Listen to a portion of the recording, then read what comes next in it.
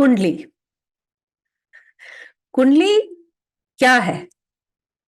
कुछ लोग इसमें विश्वास करते हैं, हो सकता है आप करते हो सकता है आप ना भी करते हो। कुंडली बेसिकली आपके जन्म के समय जो अलग-अलग ग्रह हैं, वो कहाँ थे और कितनी डिग्री पे थे, ये पता चलता है उनसे। फिर उनसे क्या पता चलता है? उनसे ये पता चलता है कि आपके अंदर क्या पोटेंशियल हो सकता है। और पाप ग्रह क्या होते हैं? या मतलब जो खराब जो चीज़ें होती हैं कुंडली में, वो ये होती हैं कि जैसे मान लीजिए जैसे हमारे घर में किचन है, तो किचन में आप सोएँगे तो नहीं ना, लेकिन अगर कोई बेड लगा दे किचन में, तो वो गलत है। उसी तरह से कुंडली में भी यही चीज़ जो है वो गलत हो जाती है। और जो पाप ग्रह है ना, वो बेचारे पाप ग्रह हैं नहीं, क्योंकि अगर वो सही जगह पर हो, तो एक्चुअली वो आपको बहुत सारी चीज़ें देते हैं। इवन शनि भी, शनि, राहु, केतु, मंगल ये सब के सब पाप ग्रह कहे जाते हैं, पता नहीं क्यों? जबकि इनका अपना-अपना बहुत इम्पोर्टेंट रोल है सबके जीवन में। अब कुंडली पढ़ने के बाद मेरी ये समझ में आया कि हर एक की कुंडली में कुछ बहुत ज़बरदस्त अच्छाइयाँ होती हैं, बहुत ज़बरदस्त, बहुत स्ट्रॉन्ग पॉइंट। वो आपके टूल्स हैं। टूल्स किस बात के? कि आप अपनी ज़िंदगी को कैसे चलाएँगे। किसी भी चीज़ को चलाने के लिए, ऑपरेट करने के लिए आपको टूल्स चाहिए। तो आपकी ज़िंदगी अगर एक मशीन है, तो ये जो प्लैनेट्स हैं आपके फ़ेवरेबल, वो आपके टूल्स हैं। और जो प्लैनेट्स अनफ़ेवरेबल हैं, वो आपका चैलेंज। अब अब चैलेंज को क्या करना है? उसके लिए कुछ काम करना है। चैलेंज तो टास्क होता है, टास्क को तो काम ही करके ठीक किया जा सकता है। तो हमारी ज़िंदगी के जो कर्म है, वो यही है कि आपके जो अनफ़ेवरेबल पोज़ीशंस हैं कुंडली में, उनको आप ठीक करें। अब ये पॉडकास्ट तो है सबकॉन्शियस माइंड के बारे में। अब ये कुंडली और कर्म कहाँ से आ गया? बहुत क्लोज़ है, बहुत क्लोज़ है। आप अगर समझ सकते हैं तो समझिए, नहीं तो देखिए। अगर ये जो 5 जो हमारे सेंसेस हैं ना, आपका विज़न, आपका टच, आपका सेंस ऑफ स्मेल, आपका सेंस ऑफ हियरिंग, ये सब जो चीज़ें हैं आपकी, वो आपके फिज़िकल सेंस को बताती हैं। और ये जो है कॉन्शियस माइंड के बारे में है। मतलब कॉन्शियस माइंड जो आपका ऑब्जेक्टिव माइंड है, वो ये है कि अच्छा जैसे आप कहीं गए बड़ी खूबसूरत सी शादी हो रही है या कोई खूबसूरत सा टूरिस्ट डेस्टिनेशन है। अरे वाह! क्या पानी है, क्या झरना है, क्या नदी है, क्या समोसा है, क्या गुलाब जामुन है, मज़ा आया। ये आपके सेंसेस को सैटिस्फाई कर रहा है जो कि ऑब्जेक्टिव है। लेकिन व्हाट अबाउट सब्जेक्टिव? ये अच्छा तो है लेकिन इंट्यूशन। इंट्यूशन क्या है? इंट्यूशन जब आप किसी चीज को समझ रहे हैं लेकिन उसको एक्सप्लेन नहीं कर पा रहे हैं। और आई डोंट थिंक कि ऐसा कोई भी प्राणी हम ह्यूमन बीइंग्स में होगा जो इस चीज को इंट्यूशन को कंप्लीटली डिनाई करे। नहीं हो सकता। हम सब के सब, कुछ लोग ज्यादा इंट्यूटिव होते हैं, कुछ लोग कम इंट्यूटिव होते हैं। और जब आप अगर इंट्यूटिव अपने आप को समझते हैं, अच्छी बात है, ये बहुत अच्छी बात है। क्योंकि अगर आप अपने आप को इंट्यूटिव समझते हैं, इसका मतलब कि आपका सबकॉन्शियस माइंड एक्टिव है। ये एक आपको आपका जो गिफ्ट है ना, जो सब्जेक्टिव माइंड, जो आपके ऑब्जेक्टिव माइंड के इंस्ट्रक्शंस को फॉलो कर सकता है, वो एक्टिव है। अब आपका जो सबकॉन्शियस माइंड है, वो एक फर्टाइल सॉइल की तरह है, जिसपे कुछ भी आप उगा सकते हैं, लिटरली कुछ भी उगा सकते हैं।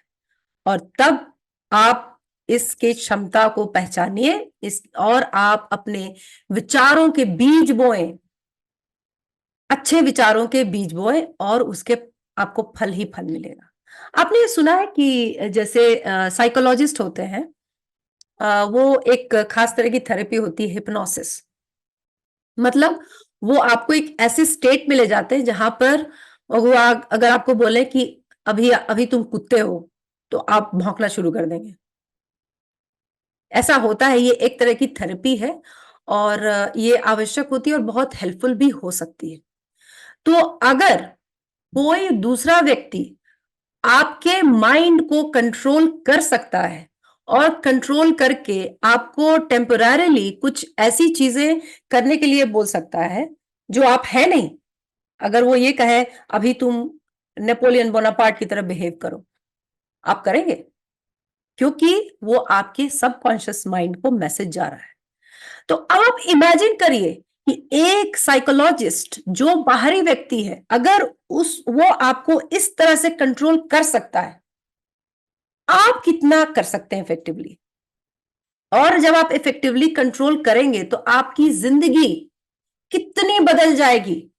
मतलब आपको सिर्फ कॉन्शियसली ये फील करना है कि I am powerful, I am very intelligent, I can do what ever I want.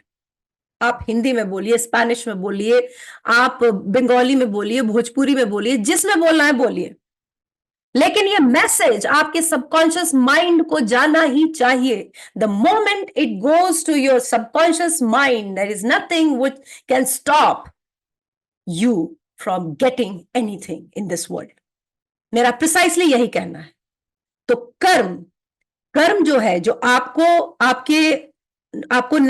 करना है, जो आपके चैलेंजेस हैं लाइफ में, जो आपको नहीं मिल पाया है। जैसे मान लीजिए कि आपकी कुंडली में पैसे की कमी है या स्वास्थ्य की कमी है, आपको नहीं है वो गिफ्ट मिला हुआ, तो अब आप दुखी होके मत बैठिए कि अब तो मेरा तो है ही नहीं, अब तो कुछ होना ही नहीं है।